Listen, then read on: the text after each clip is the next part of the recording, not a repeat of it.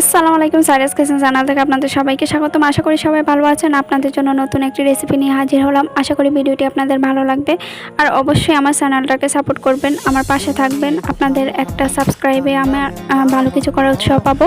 তো অবশ্যই আমার চ্যানেলটাকে লাইক, কমেন্ট, সাবস্ক্রাইব করবেন।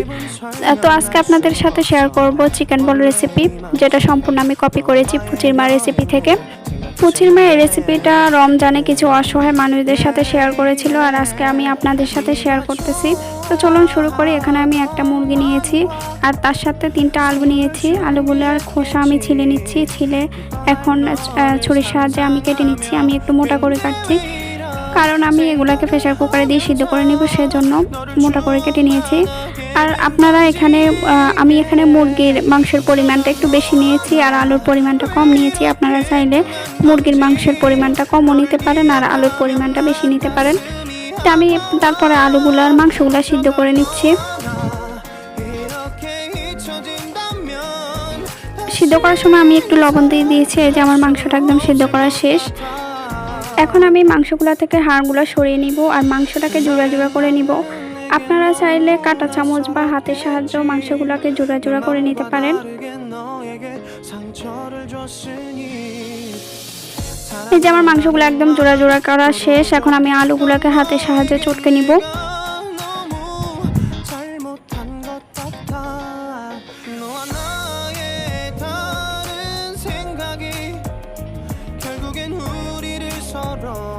এই যে আমার আলুগুলোও কিন্তু একদম মিহি করা হয়ে গেছে। এখন আমি আলুগুলো আর মাংসটা মিক্স করে নিব, মিশিয়ে নিব।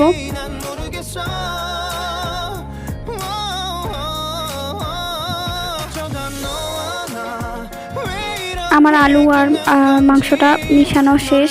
এখন আমি এতে সবগুলো উপকরণ দিয়ে দিব। আমি এখানে দিয়ে দিলাম গোলমরিচের গুঁড়ো, ভাজা জিরা গুঁড়া, ধনিয়া গুঁড়া, আর লাল মরিচের গুঁড়ো। আপনারা যে পরিমাণের চিকেন বল তৈরি করবেন ওই পরিমাণে আপনারা সবগুলো এভিডেন্স দিয়েন।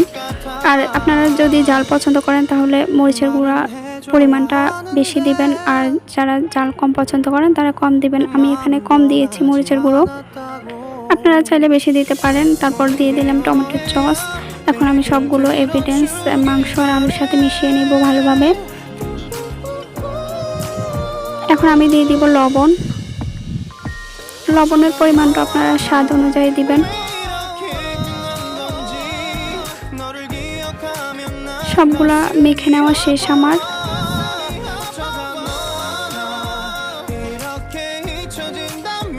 এখন আমি হাতের সাহায্যে এগুলাকে বলের মতো করে নিব।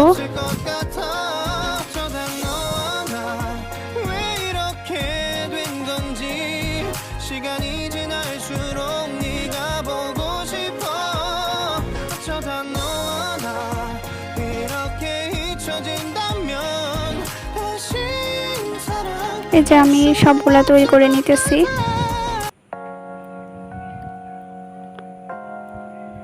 আমার সবগুলো কিন্তু করা শেষ। এখানে আমি কিছু চালের গুঁড়া দিয়ে দিয়েছি। তারপরে যাই নেড়ে ছেড়ে চিকেন বলগুলোর গায়ে মেখে নিয়েছি। এখন আমি এখানে 2টা ডিম নিয়ে নিব বাটিতে।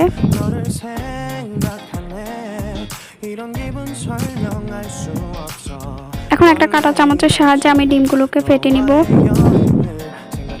এখানে আমার ভিডিওটা একটু স্কিপ হয়ে গেছে, কারণ আমি চিকেন বলগুলোকে ডিমে ছুবিয়ে তারপরে যাই তেলে দিয়েছি, গরম তেলে দিয়েছি।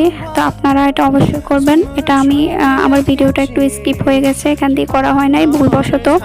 তো আপনারাও চিকেন বলগুলোকে ডিমের মধ্যে ছুবিয়ে তারপরে যাই গরম তেলে ভাজবেন।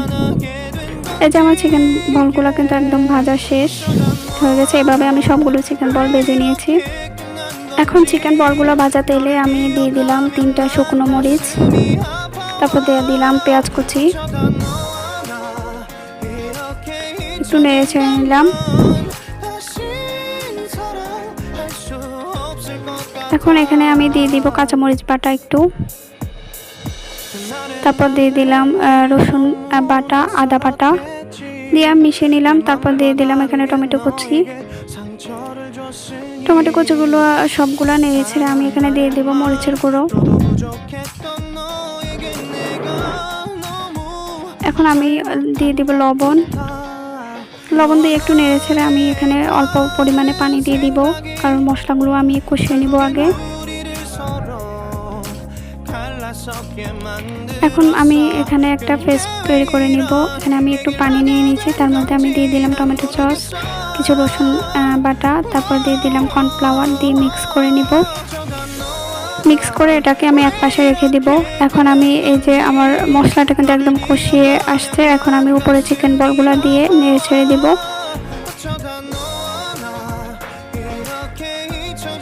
এখন 4-5 মিনিট আমি এটাকে কষিয়ে নেব ভালোভাবে। তারপর যে মিশ্রণটা তৈরি করেছি ওইটা আমি উপরে দিয়ে দিব, দিয়ে আমি আরও নেড়ে ছেড়ে আরও 5 মিনিট আমি রান্না করে নিব এটা। এই যে আমার চিকেন বলটা কিন্তু একদম রান্না হয়ে আসছে। এই যে আমি কিছুক্ষণ পরে উঠিয়ে নিব। এটা হচ্ছে চাইনিজ একটা খাবার, এটা ভাত, পোলাও বা ফ্রাইড রাইসের সাথে খেতে কিন্তু খুবই ভালো লাগবে। আর যারা চাইনিজ খাবার খুব ভালোবাসেন তারা কিন্তু অবশ্যই এটা ট্রাই করবেন। এটা খেতে কিন্তু খুবই ভালো হয়েছে। এটা দেখতে যতটা জুসি দেখা যাচ্ছে, এটা খেতেও কিন্তু খুব ভালো হয়েছে। আর আপনারাও বাসায় ট্রাই করবেন। আর অবশ্যই কেমন হয়েছে আমার ভিডিওটা অবশ্যই জানাবেন কমেন্টে। সবাই ভালো থাকবেন। আল্লাহ হাফেজ।